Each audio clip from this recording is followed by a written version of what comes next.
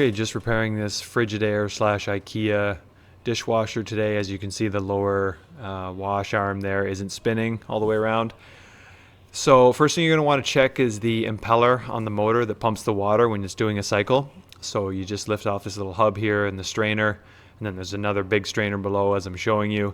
And once you get into there, there's 3 screws you can remove to remove that black screen and then that white little tube that sticks up, and you'll be able to see the impeller. Just make sure there's no debris down there, hair or anything, because that could be restricting your flow and causing low water pressure, which in turn would stop the arm from spinning. But in my case, everything was clean, and it was just a little piece on the wash arm that was starting to wear, causing some resistance. So I picked up this one here on Amazon. Super easy to install.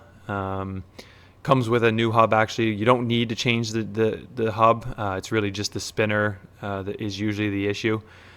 So yeah, just turn that counterclockwise to install it, and then clip the new lower arm into place there, and then I'll show you that it does work. I just put a GoPro inside the dishwasher, but if you want to confirm that it works, just put it in one position and then start the washing dishwasher, and then open the door and see if it moved.